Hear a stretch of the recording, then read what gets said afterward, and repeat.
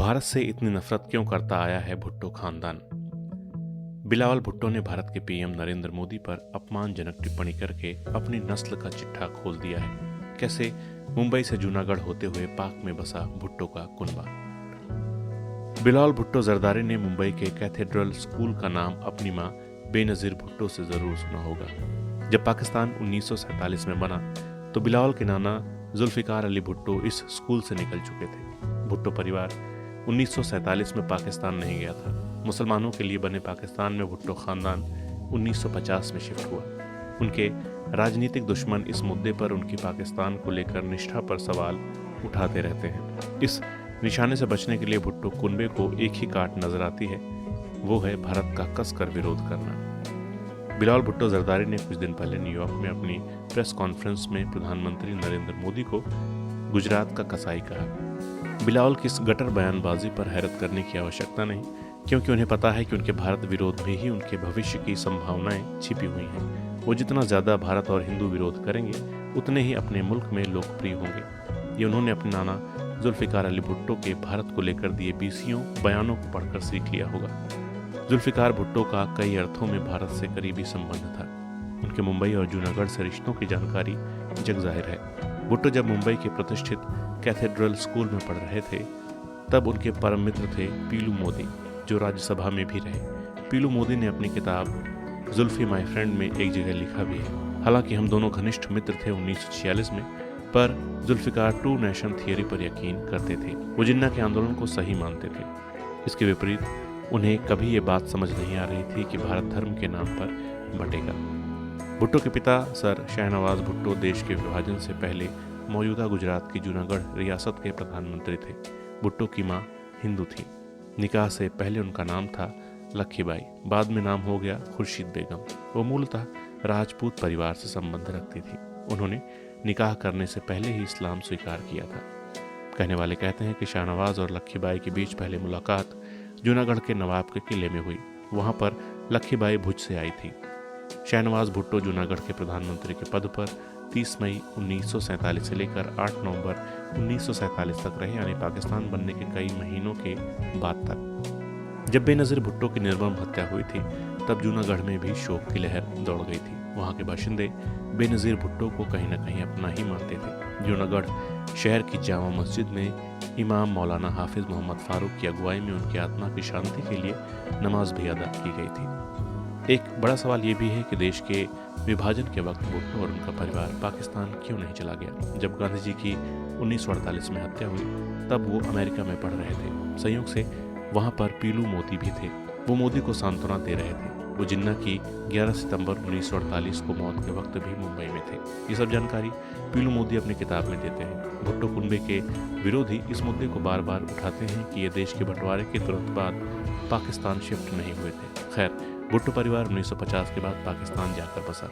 भुट्टो ने वहां पर अपनी छवि एक समाजवादी विचारधारा में यकीन रखने वाले इंसान के रूप में विकसित की। हालांकि वो निजी जीवन में कतई समाजवादी नहीं थे। भुट्टो 1973 से 1977 तक पाकिस्तान के प्रधानमंत्री रहे। जरा सोचिए कि जिस शख्स का पाकिस्तान को दो फाड़ करवाने में अहम रोल था, वो 1973 के पाकिस्तान के आम चुनाव में जीतकर मुल्क का प्रधानमंत्री ही बन गया।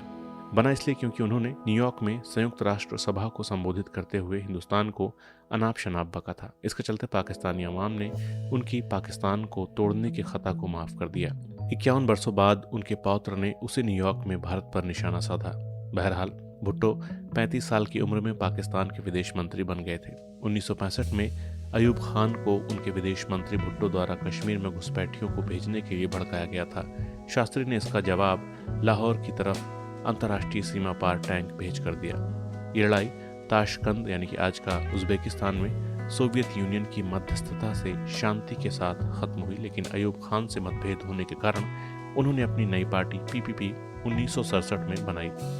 1962 के भारत चीन युद्ध, 1965 और 1971 के भारत पाकिस्तान युद्ध, तीनों के समय वो महत्वपूर्ण पदों पर आसीन थे। 1965 के युद्ध के बाद उन्होंने ही पाकिस्तानी परमाणु कार्यक्रम का शुरुआती ढांचा तैयार किया था। उन्हें 4 अप्रैल 1979 को फांसी पर लटका दिया गया था। रावलपिंडी जेल में फांसी देने के महज 2 साल पहले तक वो पाकिस्तान के वजीर आजम थे। उन पर अपने राजनीतिक प्रतिद्वंद्वी मोहम्मद अहमद खान कसूरी को मरवाने का इल्ज़ाम था। जुल्फ़िकार अली भुट्टो की मौत के 9 साल बाद उनकी बेटी बेनज़ीर भुट्टो पाकिस्तान की प्रधानमंत्री बनी। बेनज़ीर का भारत विरोध अपने पिता जितना तीखा नहीं था। बहरहाल 2 सवालों के जवाब अभी तक नहीं मिल सके कि एक, हिंदू माँ का बेटा इतना घोर भारत विरोधी क्यों था, और दूसरा, भुट्टो खानदान देश के विभाजन के बाद पाकिस्तान तुरंत क्यों नहीं गया। भुट्टो के पिता शाहनवाज भुट्टो की बात किए बगैर बात तो अधूरी ही रहेगी। वो भी कट्टर भारत विरोधी थे। हालांकि जूनागढ़ में 99% से अधिक आबादी हिंदुओं की थी, लेकिन वहां पर राज था मोहम्मद महाबत खंजी का। शाहनवाज उनकी रियासत में प्रधानमंत्री थे। उन्होंने खंजी को सलाह दी कि वो जूनागढ़ का पाकिस्तान में विलय कर लें, लेकिन इसका वहाँ की जनता ने कसकर विरोध किया। जूनागढ़ में जनमत संग्रह भी हुआ। ये 1948 में हुआ था और वहाँ के 99.95% लोगों ने भारत के साथ रहने का ही फैसला किया था।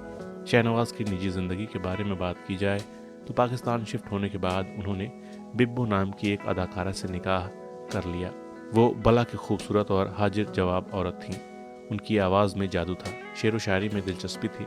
उस्ताद शायरों के सैकड़ों शेर याद थे। वो संगीत निर्देशक और हीरोइन भी थी।